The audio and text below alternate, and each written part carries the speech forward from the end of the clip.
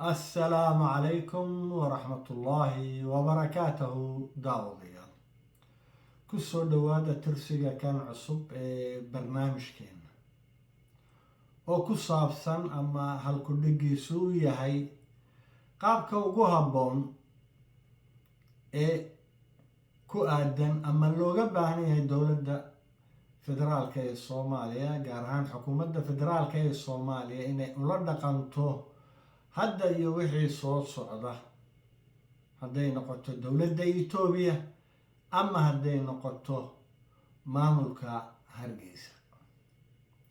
waxaa la ogsoon yahay in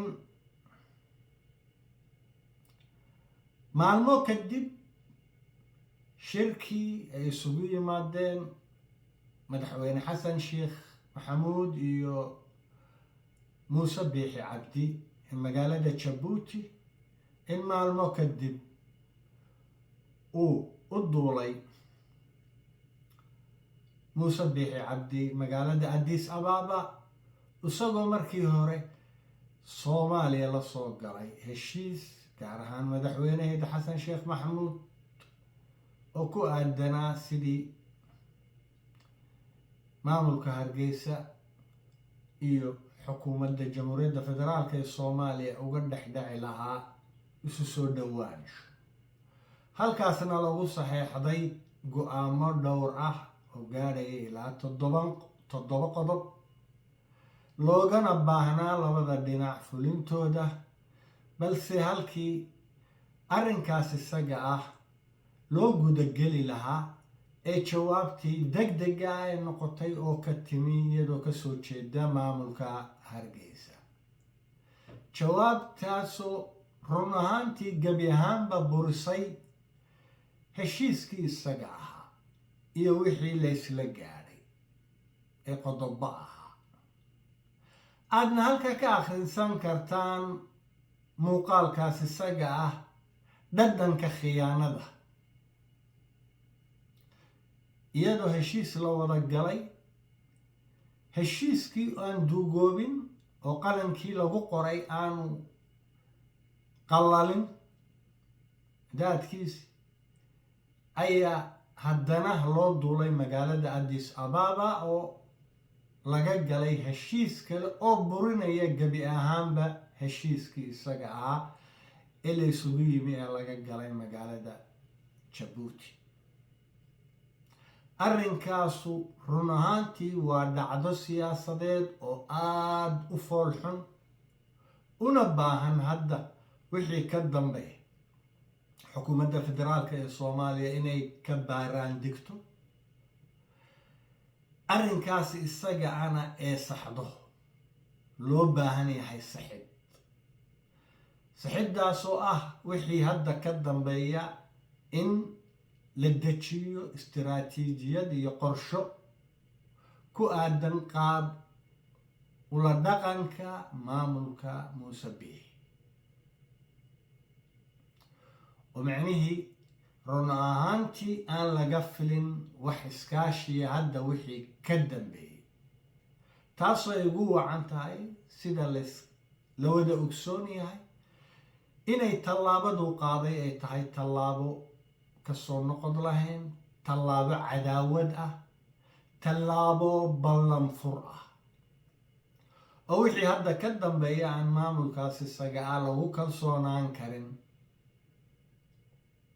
saas awgeed ee lama huraan tahay hadda wixii ka dambeeya in naan loo bannayn, loo oggolayn, loo saamixin maamulka Hargeysa inuu galo heshiisya dibadeed, hadday noqoto mid uu Itoobiya la galo iyo mid uu dal kaleba la galo, oo heshiisyada uu gelayo la xakameeyo ay noqdaan kuwa soo maraya dhanka xukuumadda federaalka ee Soomaaliya, iyadoo la eegayo marka ugu horeysa iyo gunaanadkaba danta ugu jirta jamhuuriyadda federaalka ee Soomaaliya.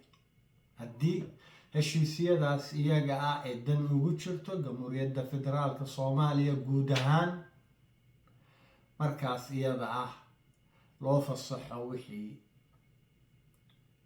ku habboon in la fasaxo, sida arrimaha humanitarianka oo kale.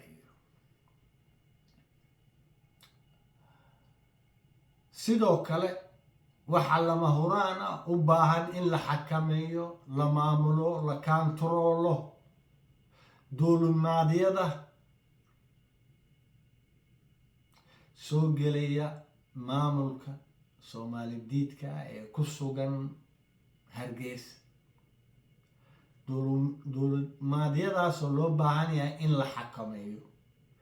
arrinkaasna uu lama huraan yahay, iyadoo ay ugu wacan tahay kalsooni darrada maamulkaas lagu qabo wixii ka dambeeyey dhacdadii Jabuuti iyo Addis Ababa inta u dhaxaysay ee ballanfurka ahaa, ee khiyaanada qaranka ahaa, iyadoo ay tahay in laga filo maamulkaas isagaa wax walba inay ka suurtagal yihiin. sidaas awgeed arrinkaas isagaa laftiisa duulimaadyada la xakameeyo oo la maamulo oo la kaantaroolo. dhanka iyo wixii kale oo la mida, arrinkaasuna uu yahay mid u yaal ugu dambeyntii xukuumadda federaalka ee Soomaaliya. dhanka xukuumadda Itoobiya, qaab la dhaqanka ku habboon iyadana loo baahan yahay arrinkaas isaga in la xakameeyo, la caddeeyo, uu noqdo mid muuqda, isla markaasna lagu xisaabtamo rabitaanka shacabka Soomaaliya. suurtagal ma aha dowlad cadow ah oo cadaawad kugu dhawaaqday iyo dhulballaarsi oo dalkaagii, ciiddaadii iyo biyahaagii damacsan inaad u oggolaatid ciidankeedii inuu dalka ku sugnaado, iyadoo ay dhacday intii buuqaasu jiray ee ka dhashay heshiiskii Muuse Biixi iyo Abiy Axmed ee Addis Ababa, in Itoobiya ay ku soo daadgurayso ciidamo badan oo kumaan gaaraya oo la keenay gobollada Gedo iyo Bay. deegaamadaas iyaga ah la keenay oo ciidankaas uu ka soo galay dhanka Doolo, iyadoo uu arrinkaasu yahay run ahaantii arrin xadgudub ah iyo duulaan ah, lagana hayn ilaa iyo hadda xukuumadda federaalka ee Soomaaliya diidmo iyo cabasho ay ka muujinayso arrinkaas isaga ah, iyo muuqaal ay kaga hortegi karto, xitaa siyaasad ahaan aanay muujin, aanay ka hadlin dhanka warfaafinta dhacdadaas iyada ah. looguna talagalay arrinkaas iyada ah in lagu aamusiyo oo culays siyaasadeed iyo ciidan lagu saaro.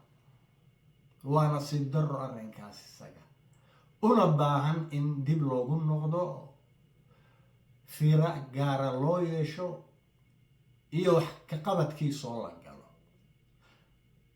sidoo kale suurtagal ma aha in dowladdaad is haysataan dhan kastaba oo deriska ah oo cadaawad kuu muujiso, in safaaraddeedii iyo muuqaalkeedii diblomaasi uu ku sugnaado madaxtooyadaadii.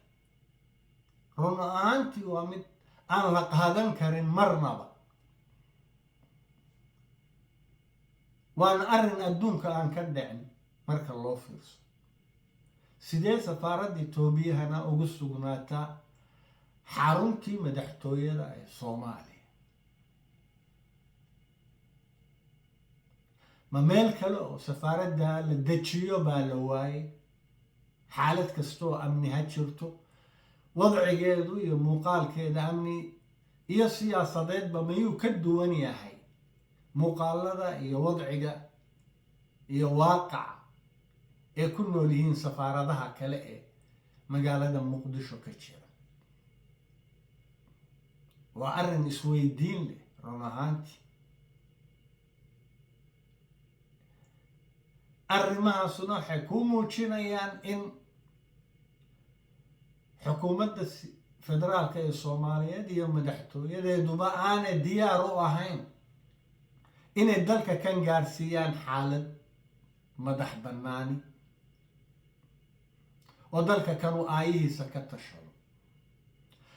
saas awgeed ku dheeraan mayno run ahaantii waxyaabaha saxidda u baahan, iyadoo aanay jirin sideedaba dhagan nuglaan arrinkaas ku saabsan, balse waxaan ku kaaftoobayaa arrimahaas iyaga ee tirsan aan soo tabiyey, bal inay noqdaan ugu yaraan waxyaabo wax laga qabto ama adcaf aliimaanka waxa lagu tilmaamo, ayna lama huraan tahay eegista arrimahaas iyaga ah. daawade waa anigoo Khaalid Xasan Yuusuf. intaan ku kulmi doonno barnaamij kale. assalaamu calaykum waraxmatullaahi wabarakaatu.